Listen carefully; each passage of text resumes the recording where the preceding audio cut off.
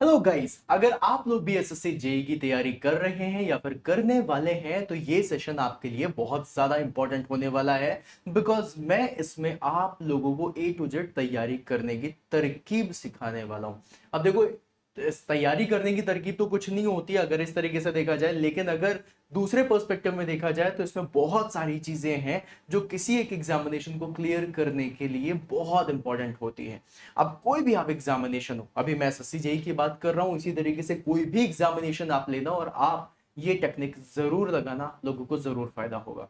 अब अगर आप लोग बिगिनर हैं या फिर अगर आप लोगों ने एक बार एसएससी जेई का एग्जाम या 2 बार एसएससी जेई का एग्जाम दिया है और आगे भी आप देना चाहते हैं, तो सबसे पहले किसी भी एग्जाम को देने से पहले एग्जाम के बारे में जानना बहुत ज्यादा जरूरी है कि एग्जाम में किस लेवल के क्वेश्चन आते हैं, किस टॉपिक से सबसे ज्यादा क्वेश्चन पूछे जाते हैं, कितने क्वेश्चन अभी तक पूछे जा चुके हैं, क्या ट्रेंड एनालिसिस चल रही है, और फिर उसके बाद ही जाकर के आप प्रिपरेशन को बहुत ही बढ़िया तरीके से कर सकते हैं। तो चलिए आइए दोस्तों, बिना किसी देरी की शुरुआत करते हैं और इस सेशन को बिल्कुल एंड तक जरूर देखिएगा। मैं सिलेबस का एक एक पोस्टमार्टम कर दूंगा, पूरा का पूरा ब्रेक डाउन कर दूंगा, किस टॉपिक को सबसे पहले पढ़ना चाहिए, कहां से क्वेश्चन सबसे ज्यादा आते हैं, ये सारी चीजें आपको इस सेशन में पता चलेंगी। तो चलिए आइए दोस्तों, शुरुआत करते हैं आज के सेशन का। और सबसे पहले मैं बात करने वाला हूं कि एसएससी जी में सब्जेक्ट वाइज जो क्वेश्चन की रेंज है वो क्या है। सबसे ज्यादा है ये इंपॉर्टेंट जानना कि सबसे पहले मैं कौन सा सब्जेक्ट पढूं, क्या ये सब्जेक्ट मेरा फेवरेट है, या फिर अगर मुझे ये सब्जेक्ट नहीं आता है तो इसका वेटेज कितना है एग्जामिनेशन में। अगर मैं ये क्वेश्चन छोड़ करके जाता हूं या फिर ये टॉपिक ही नहीं पढ़ पा रहा हूं समय की कमी की वजह से, तो मेरा कितना लॉस हो सकता है, या फिर अगर मैं इस टॉपिक को कंप्लीट कर लूं तो मुझे कितना फायदा होगा, इसके बारे में जानते हैं। तो गाइस, ये जो मैं एनालिसिस लेकर के आया हूं ये है 2016 से, है ना। मतलब 2016 से लेकर के अभी तक के एनालिसिस है, मतलब एग्जाम 2016 से लेकर के अभी तक में कैसा कैसा हुआ है, कितने क्वेश्चंस पूछे गए हैं, किस तरीके से ट्रेंड चलता आया है, वो सारी चीजें अभी मैं आपको बताने वाला हूं। तो सबसे पहले तो गाइज ये देखिए, यहां पर आपको सब्जेक्ट्स और वहां पर आपको क्वेश्चंस दिख रहे हैं। गाइज अगर आप बहुत ही ध्यान से देखें तो मेरे जो कुछ इंपॉर्टेंट टॉपिक्स हैं जहां पर मुझे ज्यादा ध्यान देने की जरूरत है, वो कौन से हैं, वो है ये 4 सेगमेंट, राइट। इसको तो जरूर देखना है। और साथ में अगर मैं देखूं तो ये जो 29 से 30 क्वेश्चन लिखा हुआ है ये भी मुझे बहुत ध्यान से देखना है। मतलब अगर आप लोग बहुत अच्छे से देखें तो 29 से 30 क्वेश्चन फ्लूइड मैकेनिक्स और टर्बो मशीनरी से पूछे जा रहे हैं। ये अभी तक का क्वेश्चन की रेंज चल रही है 2016 से लेकर के अभी तक। इसके पहले जो क्वेश्चंस आते थे वो मेरे दोस्त आते थे प्रोडक्शन इंजीनियरिंग से, राइट। लेकिन अब क्या हो गया है, थर्मल इंजीनियरिंग और साथ में आप लोगों का फ्लूइड और एक ये सॉम, ये एक ऐसा टॉपिक हो गया है जहां से बहुत सारे क्वेश्चंस पूछे जा रहे हैं। ऑल्दो थोड़े बहुत ट्रेंड अभी चेंज भी हो रहे हैं जहां पर कास्टिंग से और वेल्डिंग से क्वेश्चंस भी काफी देखने के लिए मिलते हैं। रेस्ट आप लोग अगर देखें तो प्रोडक्शन इंजीनियरिंग से 8 से 9 क्वेश्चन पूछे जाते हैं। अगर देखा जाए यहां पर thermodynamics, IC engine, power plant, right, ये 3 अगर मिला लिए जाए तो 10, 9 और 11 अप्रोक्सीमेटली 30 क्वेश्चन जो है वो थर्मोडायनेमिक्स, आईसी इंजन और पावर प्लांट से पूछे जा रहे हैं। और साथ में अगर मैं आरईसी को ले लूं जो यहां पर दिख रहा है तो ये है 6 से 7 क्वेश्चंस। मतलब कहने का कि 35 से लेकर के 40 क्वेश्चंस तक 35 से 40 नंबर आपके सिर्फ और सिर्फ एक जो सेगमेंट है मैकेनिकल इंजीनियरिंग का, दैट इज थर्मल इंजीनियरिंग, उसको कंप्लीट करके मिल सकता है। प्लस उसके साथ अगर आप एक्स्ट्रा देखें तो यहां पर फ्लूइड मैकेनिक्स है जिससे आपके 29 से 30 क्वेश्चन पूछे जा रहे हैं। इसका कहने का मतलब है कि 40 क्वेश्चन वो और 30 क्वेश्चन अगर मैं फ्लूइड मैकेनिक्स को कंप्लीट कर लूं तो 70 क्वेश्चन तो मेरे ऐसे ही बन गए। और साथ में अगर मैं स्ट्रेंथ ऑफ मटेरियल को पढ़ लेता हूं तो 80 क्वेश्चन बन गए। तो मतलब अगर मैं पूरी थर्मल इंजीनियरिंग, पूरी फ्लूइड मैकेनिक्स और पूरी स्ट्रेंथ ऑफ मटेरियल कंप्लीट कर लूं तो मेरे 75 से 80 क्वेश्चन तो बनेंगे ही बनेंगे, ऐसा है। और बाकी जितने भी आपके क्वेश्चंस लिखे हुए हैं 8-9 क्वेश्चन उधर से, 5, 6, 6, 7 और 3, 4, 2, 3 क्वेश्चंस, वो आप लोग देख रहे हैं कि इनकी जो रेंज है वो थोड़ा कम है। जैसे कि मशीन डिजाइन हो गया, साथ में आप लोगों का इंजीनियरिंग मैकेनिक्स हो गया, heat and mass transfer, all दो आउट ऑफ सिलेबस चीजें हैं लेकिन फिर भी कई बार पूछ लिया जाता है। तो ये सारी चीजें हैं जो आप लोग देख रहे हैं एसएससी जेई की रेंज में। अब सबसे बड़ी चीज आती है वो ये है कि पिछले कुछ एग्जामिनेशन में कैसे पूछा गया। तो गाइज आप सभी लोगों को पता होगा कि 2021 तक इवन 2022 तक अगर मैं बात करूं तो जो क्वेश्चन आ रहे थे वो काफी डिफरेंट तरीके से पूछे जा रहे थे, लेकिन उसके बाद सिलेबस चेंज हुआ, सिलेबस नहीं चेंज हुआ, क्वेश्चन का पैटर्न चेंज हो गया। और जब क्वेश्चन पेपर का पैटर्न चेंज होता है तो वहां पर कुछ चीजें हैं जो हमें फिर से समझने की जरूरत है। जैसे 2023 और 2024 अगर इसकी बात करूं तो यहां पर सीबीटी 1 और सीबीटी 2 होने लग गया था। तो 2023 और 2024 के लिए मैंने यहां पर सीबीटी 1 सीबीटी 2 का अलग से बना दिया है कि अगर आप देखें तो फ्लूइड मैकेनिक्स है जो आपका 2023 में पहला पेपर हुआ था 9 अक्टूबर को, उसमें 24 क्वेश्चन पूछे गए थे, और जो दूसरा पेपर हुआ था 11 अक्टूबर को उसमें 22 क्वेश्चन पूछे गए थे। थर्मोडायनेमिक्स से 15 और 19 क्वेश्चन, आईसी इंजन से 9 और 9 क्वेश्चन, पावर प्लांट से 16 और 12 क्वेश्चन। अगर मैं रेफ्रिजरेशन की बात करूं जहां पर मैंने अभी यहां पर बताया था कि जो ट्रेंड चल रहा है उसमें रेंज कर रहा है 6 से 7 क्वेश्चन, लेकिन अगर आप 23 और 24 में देखते हैं तो यहां पर आरएसी से 12 और 10 क्वेश्चन पूछे गए थे। हाँ हाँ, आपके दिमाग में आया होगा कि सर जी पिछली बार जब आरएसी दिया था तब तो बहुत सारे क्वेश्चन दिख रहे थे, आप तो 6 ही 7 बोल रहे हो। ये जो आपने पिछली बार पेपर दिया था उसमें ऐसा ही हुआ था, है ना। अभी देखना जब 24 का पेपर होगा तो थोड़ा सा ट्रेंड और वैसा डिफरेंट होगा, ठीक है। फिर उसके बाद अगर मैं देखूं तो टर्बो मशीनरी फ्लूइड मैकेनिक्स का टॉपिक है, इससे आप लोगों के क्वेश्चन आए थे 10 और 11। अब साथ में देखा जाए engineering mechanics, strength of material बहुत कम देखी गई थी, 3 और 2 क्वेश्चन देखे गए थे। थ्योरी ऑफ मशीन से 2 और 2 क्वेश्चन थे। Machine design, material science, production engineering, इन सब से क्वेश्चन बहुत ही कम आए थे। तो अगर मुझे ये चीज पता चल जाए कि एग्जाम में क्या क्वेश्चन सबसे ज्यादा पूछा जा रहा है, किस टॉपिक से सबसे ज्यादा क्वेश्चन पूछा जा रहा है, तो सबसे पहले मेरे लिए प्रिपरेशन करना क्या इंपॉर्टेंट होगा। मैं सबसे पहले मान लो थ्योरी ऑफ मशीन है, थ्योरी ऑफ मशीन को मैं सबसे पहले उठाना चाहूंगा या फिर मैं थर्मोडायनेमिक्स को पहले उठाना चाहूंगा। ऑब्वियसली आपका आंसर होगा थर्मोडायनेमिक्स, क्योंकि थर्मोडायनेमिक्स को जब मैं पढ़ूंगा तो मेरे कम से कम 15 क्वेश्चन तो सही होंगे ना। अगर मैं 2024 का भी ट्रेंड देखूं तो 2024 में भी 15 और 11 क्वेश्चन से मैं मिनिमम मान लू 10 क्वेश्चन तो पूछे जाने हैं, 10 क्वेश्चन तो आएंगे। मैं इसकी पीडीएफ भी दे दूंगा, है ना, शिवम सर मैकेनिकल का जो टेलीग्राम ग्रुप है उसमें मैं इसकी पीडीएफ डाल दूंगा पूरी एनालिसिस की, आप जरूर उसको एक्सेस कर लीजिएगा सो दैट आपको पता रहे कि कौन सी चीजें हैं, कितने क्वेश्चंस किस टॉपिक से पूछे जा रहे हैं, ये भी है। इवन गाइस बिलीव मी, मैंने टॉपिक वाइज भी बाइफर्केशन किया हुआ है। जैसे for example fluid mechanics, fluid mechanics में भी किस टॉपिक से क्वेश्चन आने वाला है वो भी मैंने बाइफर्केशन में किया हुआ है, जो आपको अभी आगे इसी सेशन में देखने के लिए मिलेगा। तो सेशन पूरा देखते हुए जाना, राइट। अब गाइस यहां पर जब आप देख रहे हो कि इतने सारे क्वेश्चन इन टॉपिक से आ रहे हैं तो सबसे पहले तो मेरे दिमाग में क्लियर हो गया, अगर मैं एसएससी जे का एग्जाम देना चाहता हूं, मैं चाहे एक्सपीरियंस बंदा हूं या फिर मैं बिगिनर हूं, मुझे सबसे पहले इन टॉपिक से शुरुआत करनी चाहिए, क्योंकि ये सबसे ज्यादा इंपॉर्टेंट टॉपिक्स में से एक हो रहे हैं। फिर उसके बाद गाइस थोड़ा सा आगे बढ़ता हूं और मैं चलता हूं सीबीटी 2 पे, जो कि पहले मेंस होता था लेकिन अब सीबीटी 2 का एग्जामिनेशन होने लग गया है। और जब सीबीटी 2 एग्जामिनेशन के बारे में बात करूंगा तो देखो यहां पर फ्लूइड मैकेनिक्स से 26 क्वेश्चन पूछे गए थे 2023 में, और 2024 में 25 क्वेश्चन सिर्फ और सिर्फ फ्लूइड मैकेनिक्स के थे। फिर उसके बाद थर्मोडायनेमिक्स का नंबर आया जहां पर 14 क्वेश्चन 2023 में पूछे गए और 10 क्वेश्चन आप लोगों के 2024 में पूछे गए। अच्छा, अब इसके बाद 2025 में जो एग्जामिनेशन हो रहा है इसमें अगर आप ट्रेंड देखो तो थर्मोडायनेमिक्स का थोड़ा सा गिर रहा है, और यहां पर जो आईसी इंजन, पावर प्लांट और रेफ्रिजरेशन का ये थोड़ा सा बढ़ता हुआ जा रहा है। तो ऐसा भी पॉसिबिलिटी है कि थर्मोडायनेमिक्स के क्वेश्चन कम करके application of thermodynamics that is IC engine, RAC और पावर प्लांट से क्वेश्चन पूछ लिए जाए। लेकिन उसको भी समझने के लिए सबसे ज्यादा इंपॉर्टेंट है थर्मोडायनेमिक्स को समझना। तो मतलब थर्मोडायनेमिक्स, आईसी, पावर प्लांट और रेफ्रिजरेशन ये तो आपका इंपॉर्टेंट होगा ही होगा। साथ में अगर गाइस देखो तो फ्लूइड मैकेनिक्स के साथ हम लोग fluid machinery, turbo machinery engine भी पढ़ते हैं। जैसे हम लोग टरबाइन के बारे में पढ़ते हैं, हम लोग टरबाइन तो चलो ऊपर ही आ गया, फ्लाई व्हील के बारे में पढ़ लेते हैं ना, फ्लाई व्हील भी एक टरबाइन ही है। हम लोग पंप्स के बारे में पढ़ते हैं तो पंप्स और टरबाइन आपके टर्बो मशीनरी में आ जाता है, ये सारी चीजें तो आप पढ़ते ही हैं। फिर उसके बाद इंजीनियरिंग मैकेनिक्स हो गया। स्ट्रेंथ ऑफ मटेरियल से जो 2023 और 2024 का सीबीटी 2 हुआ था उसमें बहुत कम क्वेश्चन पूछे गए थे। मतलब तुम ये सोचो कि कितना ज्यादा चेंजेस हो रहे हैं इस समय एग्जामिनेशन के अंदर। सॉम एक समय मैकेनिकल इंजीनियर्स का बहुत इंपॉर्टेंट सब्जेक्ट हुआ करता था, और यहां पर आज जो सॉम है उससे काफी कम क्वेश्चंस पूछे जा रहे हैं। लेकिन सॉम काफी इंपॉर्टेंट है रीजन वाइज, क्योंकि सॉम से ही connected theory of machine, machine design और इंजीनियरिंग मैकेनिक्स हो जाती है। साथ में मटेरियल साइंस इस समय थोड़ा कम आपको सीबीटी 2 में जरूर दिख रहा है, लेकिन ये क्वेश्चंस आपसे काफी पूछे गए हैं। अब देखो ये जो एनालिसिस बनाई है ये एग्जैक्ट 100% तो नहीं बोलूंगा, लेकिन 95% बिल्कुल करेक्ट होती है।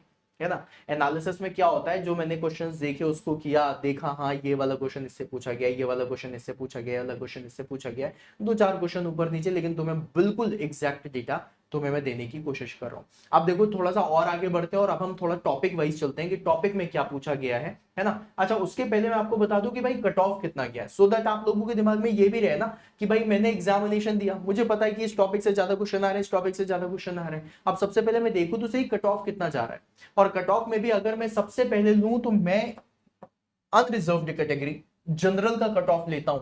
आप किसी भी उससे कैटेगरी से बिलोंग करते हैं उससे फर्क नहीं पड़ता, लेकिन टारगेट आप जनरल वाले के टर्म्स में करिए, है ना। जनरल वाले तो करते ही, आप लोग भी करिए। रीजन वाइज बता रहा हूं क्योंकि जब आप टॉप पे जाओगे तभी आपको चीजें काफी अच्छे से समझ में आएंगी।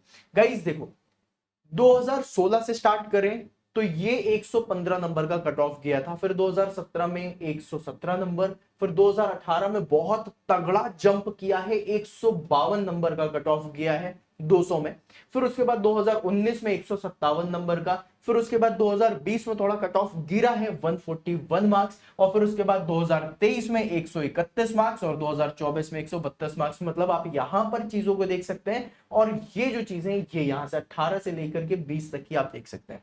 अब फर्क बताता हूं क्या है गाइस। फर्क ऐसा है कि 2018, 2019 और 2020 में जो सबसे ज्यादा वेटेज वाला सब्जेक्ट होता था वो होता था आप लोगों का फ्लूइड और स्ट्रेंथ ऑफ मटेरियल। अब स्ट्रेंथ ऑफ मटेरियल थोड़ा कम हुआ है और स्टूडेंट्स का स्ट्रेंथ ऑफ मटेरियल में कमांड काफी बन जाता है, क्योंकि पता होता है एसएससी जेईई में 100 एफएम तो जरूर पूछी जाएगी, है ना। तो एसएससी जेईई के ट्रेंड्स बदलने लग गए। अब ट्रेंड्स बदल रहे हैं तो अगर मैं तुमसे बोलूं कि भाई 100 में मेरे कितने क्वेश्चंस पहले देखे जाते थे, 10 के करीबन क्वेश्चन देखे जाते थे, आज 100 में कितने क्वेश्चन आ रहे हैं। मैं अगर सीबीटी 1 के बारे में बात करूं, strength of material 3 question, 2 question, 3 question, 1 question. मतलब कहने का क्या है कि 10 क्वेश्चन से 3 क्वेश्चन में आ गया, मतलब 7 से 8 नंबर का गैप आ रहा है। अब 7 से 8 नंबर का गैप अगर देखने के लिए मिल रहा है तो मेरे लाल ये देखो ना, 2022 में आपका कितना जा रहा था 141, अब 2023 में आए तो 131 हो गया, लगभग 10 नंबर का गैप आ गया। अब बोलोगे सर जी 7 नंबर तो देख रहे थे, 10 नंबर का गैप, तो भाई साहब 7 नंबर मतलब मेजर पोर्शन का जो गैप आ रहा है वो तो स्ट्रेंथ ऑफ मटेरियल के कम होने की वजह से आ रहा है। ये सारी एनालिटिक्स आपको करनी है गाइस जब आप प्रिपरेशन करने जा रहे हो। कहते हैं ना किसी भी जगह के बारे में अगर आपको मतलब कहीं घूमने जाना है तो उस जगह के बारे में आपको सब पता होना चाहिए कि मैं किस जगह पे जाने वाला हूं, क्या है इसकी हिस्ट्री। भाई ऑब्वियस सी बात है, अगर तुम मंदिर भी जाते हो तो तुम्हें पता होता ना कौन से भगवान जी का मंदिर है, यहाँ पे मन्नत कैसे मांगी जाती है, नारियल फोड़ के मन्नत मांगते हैं या धागा बांध के मन्नत मांगते हैं। इवन अगर तुम जाते हो तो तुम्हें पूरी हिस्ट्री पता होती है कि केदारनाथ गए तो कैसे, वहां पे क्या क्या चीजें हैं, सब कुछ है, तो पता चलता रहता है, एनालिटिक्स से पता चलता है। अब जब तुम केदारनाथ जाओगे तो तुम्हें पता होगा ना कि भाई सबसे पहले मैं कहाँ उतरूंगा, फिर उसके बाद मुझे कहाँ से अपनी यात्रा शुरू करनी है, कितनी लंबी यात्रा होगी, फिर उसके बाद मेरे दर्शन किसके होने वाले हैं, कृष्ण भगवान के, विष्णु जी के, या फिर हमारे श्री भोलेनाथ जी के। तो ये सारी चीजें पता होती है ना। तो कैसे पता होती है, जाने से पहले पता करते हो। तो एग्जामिनेशन देने जा रहे हो तो एग्जाम के बारे में पता होना चाहिए। अब गाइस इसके बाद मैं थोड़ा सा आप लोगों को दिखाना चाहता हूं यहां पर सब्जेक्ट वाइज बाइफर्केशन, सब्जेक्ट में भी टॉपिक वाइज बाइफर्केशन मैंने करके रखा हुआ है। सबसे पहले मैं बात कर रहा हूं फ्लूइड मैकेनिक्स की। आप फ्लूइड मैकेनिक्स को बहुत अच्छे से जानते हैं, काफी सारे क्वेश्चंस पूछे जा रहे हैं, और फ्लूइड मैकेनिक्स में भी अगर देखा जाए तो परसेंटेज पे मैं थोड़ा बात करूंगा, क्वेश्चंस के नंबर आप लोगों ने देखे हुए हैं। फ्लूइड प्रॉपर्टीज और हाइड्रोलिक टर्बाइंस, जो टर्बो मशीनरी की मैंने बात करी थी, राइट। तो फ्लूइड प्रॉपर्टीज और हाइड्रोलिक टर्बाइन से लगभग 30% आप लोगों के क्वेश्चन पूछे जा रहे हैं। अगर फ्लूइड मैकेनिक्स और टर्बो मशीनरी से क्वेश्चन आएंगे तो टोटल मिला के जितने क्वेश्चन है उसका 30% पोर्शन तो सिर्फ और सिर्फ फ्लूइड प्रॉपर्टीज लेकर के जा रहा है, हाइड्रोलिक टर्बाइंस लेकर के जा रहा है। मुझे एक चीज बहुत अच्छे से पता है, जब मैं प्रिपरेशन करता था तो किसी भी एक सब्जेक्ट में पूरा का पूरा सब्जेक्ट कभी याद नहीं होता था, कभी भी। कोई ना कोई सब्जेक्ट में भी कुछ ना कुछ टॉपिक्स होते थे जो आप लोगों के कमजोर होते थे, और इसी तरीके से अगर देखा जाए तो अप्रोक्सीमेटली 1.92% सबसे नीचे लास्ट 3 बोल रहा हूं, ये 1.92, 1.44 और 0.46, ये क्या है यहां पर लिखा हुआ है, external flow, drag and lift, hydrostatic forces on surfaces, liquids in rigid motion, है ना, और इंपल्स ऑन जेट। ये जितनी भी चीजें हैं ये बहुत कम है, इनसे क्वेश्चन नहीं आ रहे। अब इंपल्स ऑन जेट के फॉर्मूले बहुत ज्यादा है कि भाई जब हम जेट यूज कर रहे हैं तो जो प्लेट पे पड़ रहा है वो प्लेट स्टेशनरी है या मूवेबल है, ये सारी चीजें याद करनी अब जरूरत नहीं है। अगर आप लोग टर्बो मशीनरी और फ्लूइड भी पढ़ते हुए जा रहे हो और साथ में अगर आपको ये लग रहा है कि भैया इनमें से ये टॉपिक हैं जो सबसे ज्यादा पूछे जा रहे हैं, तो पहले आप उन्हें प्रिपेयर करोगे।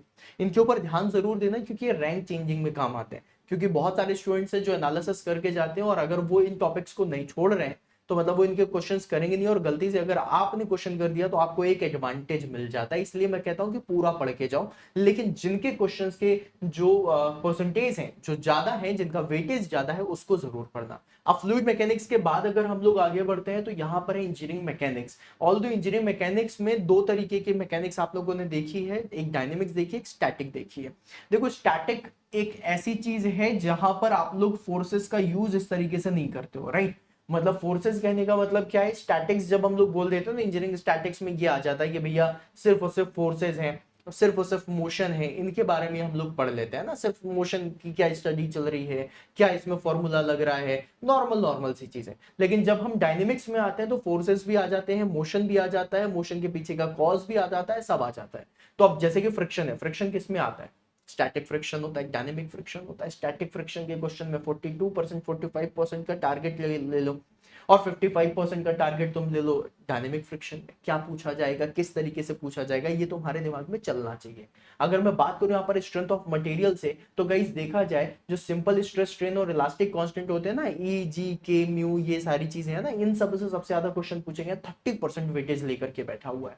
अगर मैं बात करूं शेयर फोर्स और bending moment diagram, SFD BMD, approximately 14% का वेटेज है। अगर थ्योरी ऑफ कॉलम्स के बारे में बात करूं, टॉर्शन इन शाफ्ट के बारे में बात करूं, तो टोटल मिला के 22% का वेटेज लेकर के बैठे हैं। तो जब भी कभी आप लोग पढ़ें तो कुछ इस ऑर्डर में पढ़ें, सो दैट आप लोगों के पास एक अच्छा वेटेज बनता हुआ जाए। गाइस इसकी पीडीएफ में शिवम सर मैकेनिकल के टेलीग्राम ग्रुप में डाल दूंगा, आप इसकी प्रिंट आउट निकाल लेना, अपने पास रखना, पलटते हुए जाना, पता चलता रहेगा किसमें क्या पूछा जा रहा है, किस तरीके से पूछा जा रहा है, ठीक है। फिर उसके बाद गाइस थ्योरी ऑफ मशीन के बारे में बात करूं तो सिंपल मैकेनिज्म जितना भी आप पढ़ते हैं, लिंक पढ़ लिया है ना, 4 बार मैकेनिज्म पढ़ लिया, इन सबसे सबसे ज्यादा 31% का वेटेज लेकर के बैठे हैं। फिर उसके बाद गियर्स हैं जिससे काफी ज्यादा क्वेश्चन पूछे जाते हैं, 21% का वेटेज है। फिर गवर्नर है जिसमें 14% का है। आप लोगों ने गाइस एक चीज और सुनी होगी जब हम बात करते हैं kinematic analysis of the plane mechanism की, उसमें अगर देखा जाए तो लास्ट 10 ईयर में सिर्फ और सिर्फ 16 क्वेश्चन पूछे गए। मतलब एक 1.6 क्वेश्चन होता नहीं एक्चुअली, या तो कभी 2 पूछेंगे या कभी 1 पूछेंगे, 1 या 2 क्वेश्चन ही आप लोगों से हमेशा पूछे जाएंगे। तो ये चीज अगर आप देखते हो तो उससे आप लोगों को काफी आइडिया लग जाता है कि सर हमें किस टॉपिक को सबसे पहले कंप्लीट करना है, कितना पढ़ना है, ठीक है। फिर उसके बाद आता है मशीन डिजाइन। अब मशीन डिजाइन में क्या है, चेन एंड बेल्ट ड्राइव से 28% का टॉपिक है, मतलब वेटेज है। मतलब कहने का कि 10 साल में 42 क्वेश्चन पूछे गए हैं। लगभग औसतन 4 क्वेश्चन तो आप लोग मशीन डिजाइन में आप देख सकते हो जो आपको चेन और बेल्ट ड्राइव से मिलेगा, ये बहुत ज्यादा इंपॉर्टेंट है। फिर उसके बाद वेल्डेड एंड रिवेटेड जॉइंट है, यहां तक तो आपको करना है। शाफ्ट हो गया, थ्रेडेड जॉइंट हो गया, डिजाइन ऑफ गियर्स हो गया, डिजाइन अगेंस्ट फ्लक्चुएटिंग लोड हो गया। ये सब लगता है कि इंपॉर्टेंट है, लेकिन इनमें से आप लोगों का जो ज्यादा इंपॉर्टेंट है वो पहले कंप्लीट करोगे, और कंप्लीट आपको पूरा करना है, बट जो ज्यादा इंपॉर्टेंट है उसे करेंगे गाइस। फिर उसके बाद आता है मोस्ट इंपॉर्टेंट चीज, प्रोडक्शन इंजीनियरिंग। प्रोडक्शन में अगर आप थोड़ा सा फील करें तो इस समय जो सबसे ज्यादा वेटेज हो रहा है वो मटेरियल साइंस का हो रहा है। ऑल्दो प्रोडक्शन का ओवरऑल वेटेज कम है, लेकिन अगर प्रोडक्शन पूछी तो प्रोडक्शन में मटेरियल साइंस के क्वेश्चन पूछने की जो टेंडेंसी होगी, जो ऑर्डर होगा वो सबसे ज्यादा होगा। अप्रोक्सीमेटली 35% आप लोगों के मटेरियल साइंस से क्वेश्चन बन रहे हैं। फिर उसके बाद मेटल कटिंग, मेटल वेल्डिंग और कास्टिंग, ये आजकल थोड़ा ज्यादा बढ़ गया है ना। 24%, 18%, 16%। जो पहले क्वेश्चन आते थे रोलिंग से, फोर्जिंग से, एक्सट्रूजन से, ये क्वेश्चन अब थोड़ा कम हो गए हैं। तो फॉर्मिंग का अगर आप देखो तो अप्रोक्सीमेटली 2.93% ही, बहुत ज्यादा वेटेज नहीं है, फॉर्मिंग से क्वेश्चन कम है। मेटल कास्टिंग से, वेल्डिंग से, कटिंग से, मटेरियल साइंस से ज्यादा है। इवन वेल्डिंग और कास्टिंग के बारे में बात करूं तो इसमें भी कास्टिंग डिफेक्ट से ज्यादा क्वेश्चन पूछे जा रहे हैं। सोचो किस लेवल पे एनालिसिस करके हमें बैठनी पड़ेगी अगर हमें एग्जामिनेशन को बिल्कुल A to Z क्लियर करना है तो, ठीक है। फिर उसके बाद आता है आप लोगों का application of thermal engineering, very important. Application of thermal engineering में आप लोगों का पावर प्लांट इंजीनियरिंग, आरईसी और आईसी इंजन सब आता है। इसमें आरईसी से अगर देखा जाए तो सबसे ज्यादा क्वेश्चन देखने के लिए मिलते हैं, लगभग 26% का इसका वेटेज है। अब आरईसी तो पूरा एक सब्जेक्ट हो गया, लेकिन अगर मैं आता हूं गाइस आप लोगों का पावर प्लांट में, तो पावर प्लांट में एक टॉपिक होता है बॉयलर्स। बॉयलर से अप्रोक्सीमेटली 23% का यहां पर आप लोगों को वेटेज देखने के लिए मिलता है। फिर उसके बाद हीट ट्रांसफर हो गया, वेपर पावर साइकिल वीसीआरएस और वीआरएस जिसे हम बोलते हैं, देन रेसिप्रोकेटिंग कंप्रेसर हो गया, देन कंप्रेसिबल फ्लूइड हो गया, स्टीम टरबाइंस हो गया, रोटरी इंजन हो गया, गैस इंजन हो गया। अब ये जो हीट ट्रांसफर देख रहे हो, हीट ट्रांसफर को तुम ये मत समझना कि अच्छा बस हीट ट्रांसफर लिखा हुआ मतलब हीट के ट्रांसफर से ही होगा, इसमें आईसी इंजन भी आ चुका है हीट ट्रांसफर में, है ना। तो ये एक्चुअली में देखा जाए तो आईसी इंजन का टॉपिक हो जाता है भैया, जितनी हीट ट्रांसफर होगी उतना तो वर्क डन कर पाओगे, राइट। तो इसका भी काफी तगड़ा वेटेज है 18% का। फिर उसके बाद गाइस एक चीज आती है जिसे हम कहते हैं आईसी इंजन, जिसको मैंने पूरा का पूरा डिवाइड कर दिया है। क्यों? क्योंकि आईसी इंजन से काफी सारे क्वेश्चन पूछते हैं। अब इसमें भी देखना हीट ट्रांसफर ही तुम्हें दिखाई देगा। Basics of air standard cycle से 41%, मतलब Otto cycle, diesel cycle, dual cycle, Ericsson cycle, Atkinson cycle, Stirling cycle, इन सब से आप लोगों का 41% का टारगेट है। Then combustion in SI and CI engine, ये हीट ट्रांसफर का पोर्शन होता है, कंबशन वाला, राइट। ये भी हीट ट्रांसफर में ही आता है। इससे आप लोगों का 48 क्वेश्चंस, लगभग 22% का टारगेट हम लोगों ने मतलब देखा है जो लास्ट 10 इयर्स में पूछा गया है। देन उसके बाद super charging, engine testing, then emissions वगैरह, इससे 14% है। फिर उसके बाद अगर देखा जाए तो इग्निशन इंजन से आप लोगों का जो देखा जा रहा है वो देखा जा रहा है 12% का। और फिर उसके बाद अगर यहां पर देखा जाए ignition engine, friction, lubricating and cooling से, मतलब ये जो पोर्शन है जहां पर आप लोगों में से बहुत सारे स्टूडेंट कहते हैं सर इंजन कूलिंग हम लोग थोड़ा कम पढ़ते हैं, रीजन उसका ये होता है कि भाई total ignition, engine friction, lubrication and cooling इनसे 12% है। लास्ट 10 ईयर में सिर्फ 12% अगर देखा जाए आईसी इंजन से क्वेश्चन आएंगे तो 12% सिर्फ क्वेश्चन सिर्फ इससे पूछा है। और फ्यूल से आप लोगों का 9.35% आप लोगों का टारगेट है। फिर उसके बाद आता है गाइस हमारा थर्मोडायनेमिक्स, जिससे सबसे ज्यादा क्वेश्चंस पूछे जाते हैं। और अगर आप ध्यान दें तो इसमें जो प्रॉपर्टीज ऑफ प्योर सब्सटेंस है, जो आप लोगों को अभी देखने नहीं मिलती, स्टार्ट में नहीं मिलती, आपको सबसे लास्ट में देखने मिलती है। जब आप प्रॉपर्टीज ऑफ प्योर सब्सटेंस में पढ़ते हैं, लेटेंट हीट ऑफ वेपराइजेशन के बारे में पढ़ते हैं, क्रिटिकल पॉइंट के बारे में पढ़ते हैं, ट्रिपल पॉइंट के बारे में पढ़ते हैं, कहां पर आप लोगों का सब कूलिंग हो रही है, कौन सा वेट रीजन है, कौन सा सुपर हीटिंग रीजन है, ये सारी चीजें आप लोगों से प्रॉपर्टीज ऑफ प्योर सब्सटेंस 22% का वेटेज लेकर के बैठा हुआ है। Then first law of thermodynamics 21%, then second law of thermodynamics 20%, then entropy, entropy किससे आया? सेकंड लॉ ऑफ थर्मोडायनेमिक्स से ही आया हुआ है, उससे भी आपका 12% क्वेश्चन पूछे जा रहे हैं। फिर उसके बाद बेसिक कॉन्सेप्ट जीरोथ लॉ से आप लोगों का 11% है। फिर एनर्जी एंड एनर्जी इंटरैक्शन वगैरह से जो वर्क डन वगैरह हम लोग निकालने लग जाते हैं, इनसे क्वेश्चन कम आ रहे हैं, 8% का ही सब वेटेज है। और अगर देखा जाए open system analysis by first law, है ना, ओपन सिस्टम की जो एनालिसिस करते हो, that is steady flow, energy equation, ये सारी चीजें, इनसे आप लोगों का सिर्फ 3.7% का ही वेटेज है। तो ये जो आप लोगों ने देखा ये था गाइस टॉपिक वाइज वेटेज, मतलब किसी एक सब्जेक्ट को पकड़ा और उसमें से टॉपिक कौन सा है, उस सब्जेक्ट में कौन सा ऐसा टॉपिक है जो सबसे ज्यादा पूछा जा रहा है। अब सोचो, मुझे ये पता है कि थर्मोडायनेमिक्स बहुत ज्यादा पूछा जा रहा है और थर्मोडायनेमिक्स के अंदर क्या पूछा जा रहा है वो भी मुझे पता है। तो अब मेरी तैयारी कैसी होगी? अब मेरी तैयारी बेहतर होगी ना, क्योंकि मुझे तो ये भी पता है कि भाई अब पूछेगा क्या, अभी तक क्या पूछ रहा है।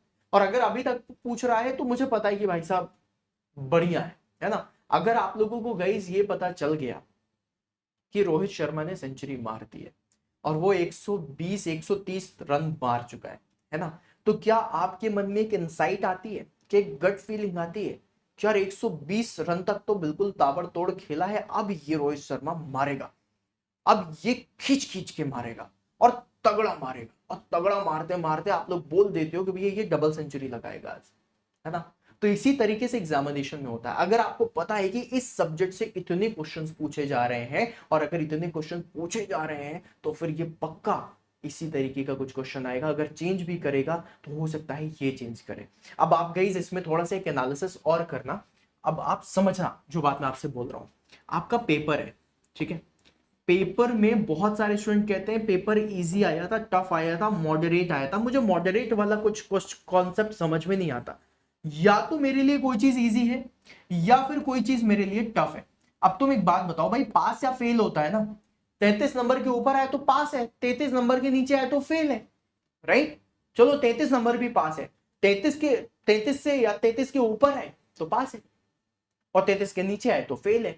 अब बीच में नहीं होता ना कि भैया ना हम पास है ना फेल है। तो ऐसे मॉडरेट का मुझे कॉन्सेप्ट समझ में नहीं आता। ऑल्दो यूज करते हैं सभी स्टूडेंट्स भी कि सर पेपर ना बहुत टफ था ना बहुत इजी था। नहीं, पेपर इजी था, बना नहीं इसलिए टफ लग रहा है, राइट।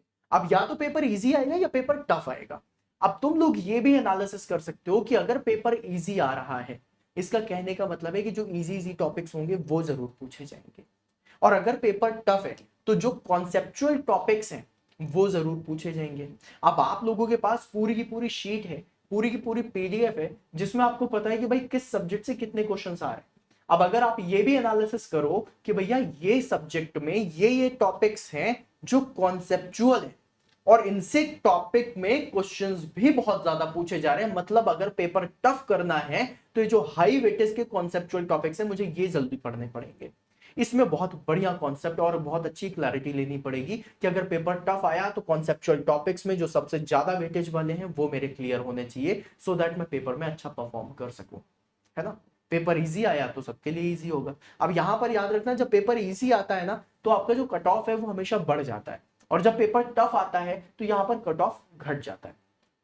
गाइज अब एक दो चीजें और थोड़ा सा बताना चाहूंगा। आप लोगों ने अगर अभी तक ये वाली बात मेरी सुनी है तो इसमें एक पॉइंट और है जो मैं आपको बताना चाहूंगा, जिसको थोड़ा सा समझ लेना, बहुत ज्यादा इंपॉर्टेंट है आप सभी लोगों के लिए।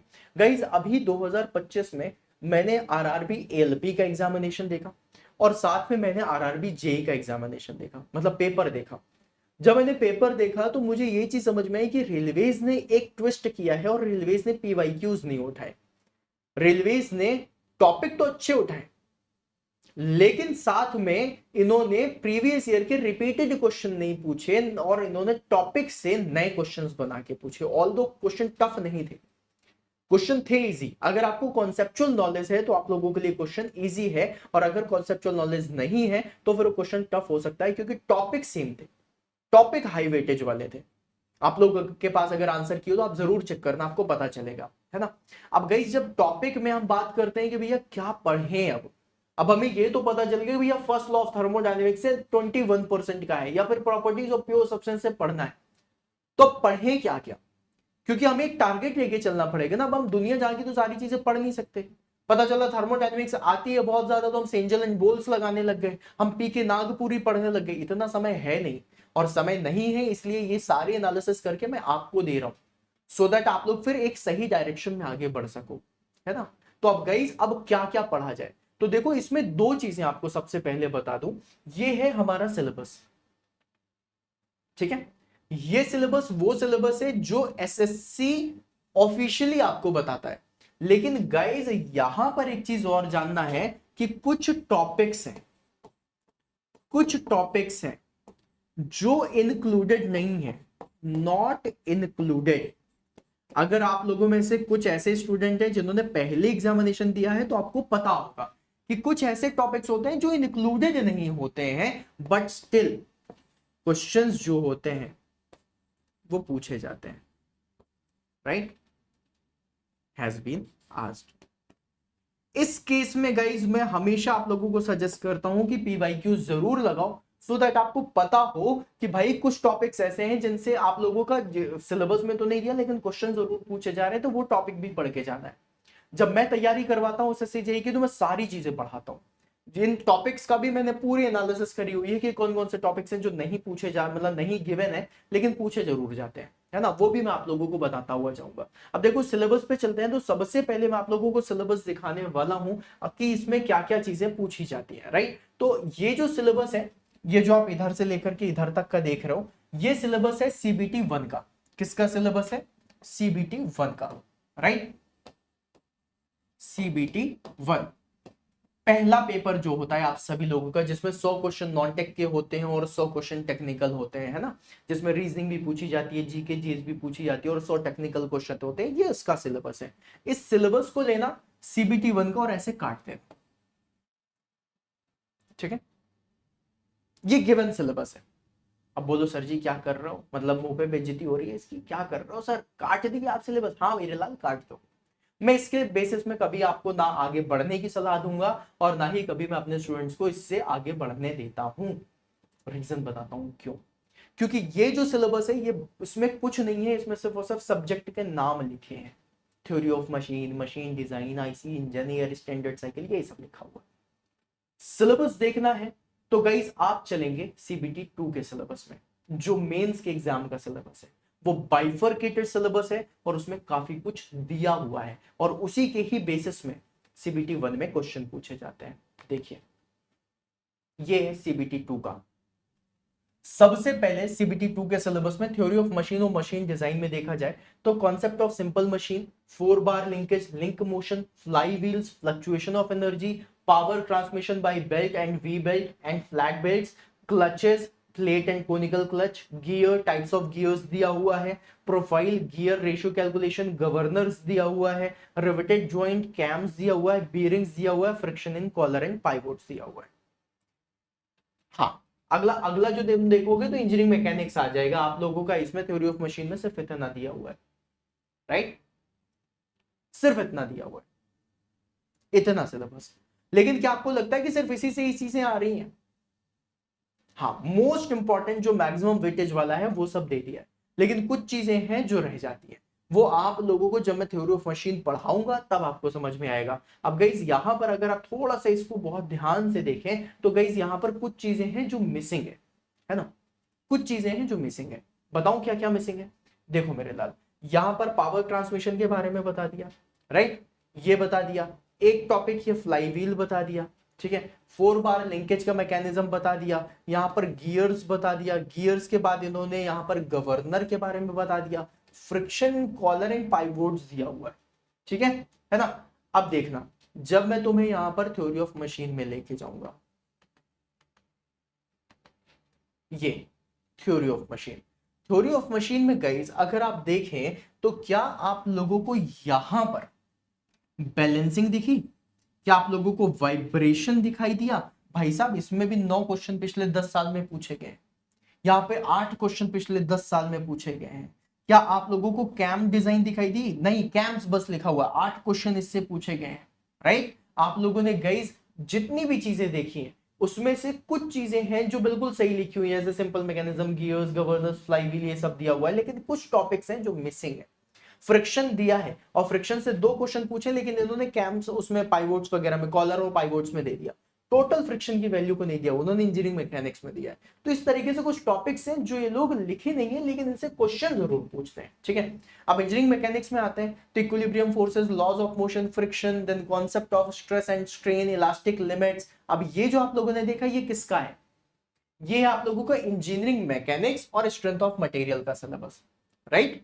देखो ना, यही है एक्चुअली में, यही है। तुम जाकर के ऑफिशियल नोटिफिकेशन में देख लेना, तुम्हें यही सिलेबस मिलेगा, ठीक है। Then elastic limit, elastic constants, bending moment, shear force diagram, stress in composite bar, torsion in circular shaft, buckling of columns दे दिया, रैनकाइन थ्योरीज दे दिया, and thin walled pressure vessels दे दिया, थिन स्ट्रेसेस के बारे में बता दिया, राइट। गाइस यहां पर एक दो चीजें हैं जो नहीं दी है। हाँ, क्या आप लोगों ने यहां पर बेंडिंग स्ट्रेसेस देखी? क्वेश्चन आते हैं बेंडिंग स्ट्रेसेस के, एक्चुअली में क्वेश्चंस आते हैं, राइट। आप लोगों ने डायग्राम्स देखा होगा, पूछते हैं न्यूट्रल एक्सेस में क्या होगा, क्या नहीं होगा, कैसे नहीं होगा, राइट, है ना। Bending moment and shear force दिया हुआ है, बेंडिंग स्ट्रेसेस के बारे में नहीं दिया है। चलो, क्या आप लोगों ने यहां पर थर्मल स्ट्रेसेस देखी? थर्मल स्ट्रेस से क्वेश्चन आते हैं कि अगर आप लोगों ने मटेरियल को गर्म करना शुरू कर दिया और दोनों साइड से कंस्ट्रेंट है तो क्या जनरेट होगा, क्या नहीं होगा, कोएफिशिएंट ऑफ थर्मल एक्सपेंशन की वैल्यू क्या होगी, क्या नहीं होगी, सारी चीजें आपसे पूछी जाती है, राइट। ये सब कुछ नहीं दिया हुआ है। देन उसके बाद मटेरियल में अगर देखा जाए तो आप लोगों से homogeneous material, isotropic material, orthotropic material, anisotropic material के बारे में पढ़ते हैं, लेकिन वो कहीं पे नहीं दिया, दैट इज अजम्पशंस जो हम लोग लेकर के चलते हैं, है ना। हुक्स लॉ से क्वेश्चन पूछे जाते हैं, हुक्स लॉ नहीं दिया हुआ है, कहीं पे रिटन नहीं है इस तरीके से। अब फिर उसके बाद हम कहते हैं मैकेनिकल प्रॉपर्टीज, जब हम मैकेनिकल प्रॉपर्टीज में जाते हैं तो वो वैल्यूज भी नहीं दी हुई है। यहाँ पर एक और बहुत इंपॉर्टेंट टॉपिक है जो यहाँ पर मिसिंग है, स्ट्रेन एनर्जी। क्या लिखा है कहीं पे? देखो देखो, कहीं पर भी दिख जाए, कहीं पर भी बेंडिंग मोमेंट्स है, इलास्टिक लिमिट, इलास्टिक कांस्टेंट्स दे दिया है, स्ट्रेस स्ट्रेन का दे दिया है, यहाँ पर स्ट्रेस इन कंपोजिट बार्स दिया हुआ है, कंपाउंड बार्स छोड़ दिया, चलो। फिर उसके बाद टॉर्शन इन सर्कुलर शाफ्ट दिया हुआ है, बकलिंग ऑफ कॉलम दे दिया, थिन वॉल्ड दे दिया। क्या यहाँ पे स्ट्रेन एनर्जी दिख रही है? स्ट्रेन एनर्जी भर भर के क्वेश्चन पूछे जाते हैं स्ट्रेन एनर्जी से, पता है ना, राइट। नहीं दिया हुआ है। तो अब ये मैं तुम लोगों को सभी चीजों में नहीं बताऊंगा, बट मैं तुम लोगों को दिखा रहा हूं कि क्या क्या चीजें हैं जो मिसिंग है सिलेबस में से, बट स्टिल क्वेश्चन पूछे जाते हैं। जो मैंने यहां पर लिखा था टॉपिक्स, नॉट इंक्लूडेड, सिलेबस नहीं दिया हुआ है but question has been asked. मैंने वो टॉपिक्स भी आप लोगों को बताए अभी, देखो ये सारे टॉपिक्स जो आप लोगों से पूछे जा रहे हैं। तो गाइज हम लोगों को जो तैयारी करनी है ना, सिर्फ और सिर्फ सिलेबस के पॉइंट ऑफ व्यू से नहीं करनी, हमें तैयारी करनी है सिलेक्शन के पॉइंट ऑफ व्यू से। और सिलेक्शन में मैंने क्या किया है, मैंने प्रीवियस ईयर के जितने क्वेश्चंस हैं उनकी भी एक पूरी लिस्ट बनाई है कि भैया इन प्रीवियस ईयर के क्वेश्चन में ये टॉपिक्स हैं जिनसे क्वेश्चन पूछे जा रहे हैं, लेकिन लिखे नहीं है सिलेबस में। कई बार स्टूडेंट कहता है सर सिलेबस में ही नहीं है, आप क्यों पढ़ा रहे हो? क्योंकि एग्जाम में पूछा जाता है। अगर एग्जाम में नहीं पूछा जाता तो मैं तुम्हें क्यों पढ़ाता, मैं अपना और तुम्हारा टाइम क्यों वेस्ट करता है। आगे बढ़ते हैं, थर्मल इंजीनियरिंग। अब देखो थर्मल इंजीनियरिंग में सबसे पहले properties of pure substance, Pvt PT diagrams वगैरह पूछ लिया, राइट। फिर इंट्रोडक्शन ऑफ स्टीम टेबल हो गया with respect to steam generation process, definition of saturation, wet superheated state, definition of dryness fraction हो गया, डिग्री ऑफ सुपरहीट स्टीम हो गया, then enthalpy entropy steam chart हो गया जिसे हम मॉलियो डायग्राम बोलते हैं, ठीक है। फिर उसके बाद फर्स्ट लॉ ऑफ थर्मोडायनेमिक्स हो गया जिसमें डेफिनेशन ऑफ स्टोर्ड एनर्जी के बारे में बता दिया, फर्स्ट लॉ की जितनी कंडीशन है स्टडी स्टेट वगैरह सब बता दिया। फिर उसके बाद आता आपका सेकंड लॉ ऑफ थर्मोडायनेमिक्स। अच्छा फर्स्ट लॉ बताया, देन लो भाई साहब first law air standard cycle, second law की शायद स्लाइड नहीं है इसमें, सेकंड लॉ ऑफ थर्मोडायनेमिक्स है ना। फिर उसके बाद जीरोथ लॉ ऑफ थर्मोडायनेमिक्स है, बहुत सारी चीजें। फिर उसके बाद एयर स्टैंडर्ड साइकिल में, एयर स्टैंडर्ड साइकिल में अगर आप लोग थोड़ा सा ध्यान दें तो इन्होंने सबसे पहले ऑटो साइकिल के बारे में बताया, ठीक है। फिर उसके बाद इन्होंने यहाँ पर डीजल साइकिल के बारे में बताया, इसका डायग्राम बनाना है, पीवीटीएस डायग्राम हो गया, थर्मल एफिशिएंसी है, ये सारी चीजें हो गई। देन यहाँ पर आईसी इंजन का कूलिंग एंड लुब्रिकेशन दिया हुआ है। Then Rankine cycle of steam दे दिया, रनकाइन साइकिल के बारे में दे दिया। फिर उसके बाद अगर देखा जाए तो रनकाइन साइकिल की एफिशिएंसी, ये सारी चीजें बोल दी है ना। एयर स्टैंडर्ड साइकिल्स के बारे में इन्होंने यहाँ पर जो क्वेश्चन ये और पूछते हैं एटकिंसन साइकिल से, एरिक्सन साइकिल से, स्टर्लिंग साइकिल से, है ना, इनके बारे में नहीं लिखा। डुअल साइकिल बहुत ज्यादा इंपॉर्टेंट, ऑटो और डीजल से मिलकर बनी डुअल साइकिल जिसके बहुत क्वेश्चन आते हैं वो भी इसमें नहीं है। तो हमको जो सिलेबस मेंटेन करना है ना, हमें सिलेबस इसी तरीके से मेंटेन करना है जहां पर हम सब कुछ पढ़ करके जाएं, क्योंकि सिलेक्शन लेना है तो गाइस हर चीज आपके दिमाग में होनी चाहिए, हर चीज फिंगर टिप्स में होनी चाहिए, राइट। देन बॉयलर्स एंड इसका स्पेसिफिकेशन हो गया, फिटिंग एसेसरीज वगैरह हो गया, एयर कंप्रेसर्स वगैरह हो गए। देन उसके बाद फ्लूइड मशीनरी दिया हुआ है। अब देखो फ्लूइड मैकेनिक्स और मशीनरी में अगर देखा जाए तो उन्होंने आइडल रियल फ्लूइड के बारे में, Newton's law of viscosity, non Newtonian fluid, compressible incompressible fluid, fluid statics वगैरह बता दिया। मेजरमेंट ऑफ फ्लूइड्स में इन्होंने मैनोमीटर्स बता दिया, U tube, inclined U tube, then fluid kinematics, streamline, laminar, turbulent flow, external flow, continuity equation ये बताई, ठीक है। फिर डायनेमिक्स में इन्होंने बर्नौलीज बता दिया, टोटल हेड के बारे में बता दिया बर्नौलीज के। देन मेजरमेंट ऑफ फ्लो में वेंचुरी मीटर, पिटॉट ट्यूब दे दिया, ऑरिफिस मीटर दे दिया, हाइड्रोलिक टर्बाइंस दे दिया, ठीक है। और फिर उसके बाद इन्होंने प्रोडक्शन इंजीनियरिंग शुरू कर दी। यहां पर एक चीज जो आप लोगों को शायद याद भी होगी, इन्होंने यहां पर सिर्फ और सिर्फ measurement of flow through flow rate बताया, उसमें वेंचुरी मीटर और पिटॉट ट्यूब लिखा हुआ है, यहां पर ऑरिफिस मीटर भी बता दिया, लेकिन इन्होंने नॉचेस एंड वियर्स का जिक्र भी नहीं करा, नॉचेस एंड वियर्स। और अगर किसी स्टूडेंट ने पहले एग्जाम दिए हुए हैं तो उनको पता होगा कि नॉचेस एंड वियर्स कितना ज्यादा इंपॉर्टेंट है, भर भर के क्वेश्चंस पूछे जाते हैं, लेकिन ये नहीं दिए, राइट। ये आप लोगों का फ्लो मेजरमेंट के लिए ही यूज होता है, छोटी कैनाल हो गई, डैम्स वगैरह हो गए, इन सब में हम इसका यूज करते हैं। और ये एक्चुअली में सिविल का टॉपिक है, मैकेनिकल का है भी नहीं, सिविल में लिखा हुआ है, मैकेनिकल में नहीं लिखा, लेकिन मैकेनिकल में भी इसके क्वेश्चंस पूछे जाते हैं। तो हमें तैयारी ऐसी करनी है जहां पर हम कुछ भी छोड़ करके ना जाए, ठीक है। फिर उसके बाद प्रोडक्शन इंजीनियरिंग है। प्रोडक्शन इंजीनियरिंग में अगर देखा जाए तो मोस्टली इन्होंने वेल्डिंग के बारे में बताया है, कास्टिंग के बारे में बताया हुआ है, ठीक है, और कटिंग के बारे में बताया है, ठीक है। फिर उसके बाद गाइस आप लोग यहां पर देखोगे कि सबसे ज्यादा जो इंपॉर्टेंट है डिफेक्ट्स, वेल्डिंग डिफेक्ट्स, राइट। यहां पर आर्क वेल्डिंग वगैरह के बारे में पूछा है। देन उसके बाद आप लोग कास्टिंग कास्टिंग कास्टिंग में, हाँ, मेथड्स ऑफ डिफेक्ट मैंने बता दिया, बिल्कुल सही। देन फोर्जिंग एक्सट्रूजन ये थोड़ा सा कम है। देन यहाँ पर मशीन टूल भी इन्होंने थोड़ा सा ऐड कर दिया है, यहाँ पर मशीनिंग मतलब मेटल कटिंग के बारे में बता दिया है, आर्क वेल्डिंग बता दिया, heat treatment of the steel very important. तो ये सारी चीजें इन्होंने प्रोडक्शन इंजीनियरिंग में बताई है। तो गाइस अगर आप लोग थोड़ा सा बिलीव करो या फिर अगर आप लोग थोड़ा सा इसको फील करो तो ये जो मैंने इतना इन डेप्थ में आपको सारी चीजें बताई हैं वो सिर्फ एक वजह से बताई है, क्योंकि आप अब एग्जाम की तैयारी करने वाले हो। अब गाइस एग्जाम की तैयारी करनी, और अगर आप लोगों ने ये मेरा सेशन पूरा स्टार्ट से एंड तक सुना है तो मतलब आप लोगों के मन में ये वाली बात तो आई होगी कि भाई शिवम सर ने बहुत इन डेप्थ में एसएससी जेई और ये जितने भी एजी एग्जाम्स हैं इनकी एनालिसिस करी हुई है। तो मेरे दोस्त, अगर मैंने आपके मन में ये थोड़ा सा भी फील दिया है तो मैं आप लोगों को एक चीज और बता दूं कि आपको इसी चैनल के माध्यम से एसएससी जेई और बाकी आने वाले जितने भी एग्जामिनेशन है स्पेशली फॉर मैकेनिकल इंजीनियरिंग उन सभी की पूरी प्रिपरेशन करवा दूंगा। बस आप लोगों से मुझे सिर्फ एक ही चीज चाहिए, चैनल को अभी सब्सक्राइब कर लो, है ना, क्योंकि आगे आप लोगों को वीडियोस बहुत मिलेंगे। आप लोगों से मुझे सिर्फ एक ही चीज चाहिए और वो ये चाहिए कि जैसा जैसा जो जो मैं कहता हुआ जा रहा हूँ वैसा वैसा आप एक्चुअली में करते हुए जाओ, है ना। बिल्कुल कोई इफ और बट मत लगाओ, जिस तरीके से जितनी स्ट्रैटेजी मैं बताता हुआ जा रहा हूं उसी स्ट्रैटेजी से चलो। और इस ईयर के एंड में जब आप लोगों का एग्जामिनेशन होगा और जब आप एग्जाम में सेलेक्ट हो जाओगे तो जो जो चीजें मैंने बताई हैं वो सब आपको याद रहेंगी। और गाइज मैं आपको गारंटी देता हूं मैं आपका सिलेक्शन जरूर दिलाऊंगा और इसी चैनल के माध्यम से दिला दूंगा। बस आप लोगों का साथ चाहिए, कनेक्टेड रहो, सारी चीजें देखते हुए जाओ, जो जो चीजें मैं बता रहा हूं मेरी बातों को ध्यान से सुनो और उसको इंप्लीमेंट करो। सिर्फ सुनने बस से काम नहीं चलेगा, you have to implement everything and after that you will find that yes मैं इंप्रूव कर रहा हूं। और उसी कॉन्फिडेंस के साथ सब चले जाएगा, सब सिलेक्शन हो जाएगा, सारी चीजें सारी नेगेटिविटी चली जाएगी, सब कुछ किनारे होगा, सिर्फ आपको सिलेक्शन मिलेगा। तो ये प्रूवन स्ट्रैटेजी है जो मैं आपको बता रहा हूं।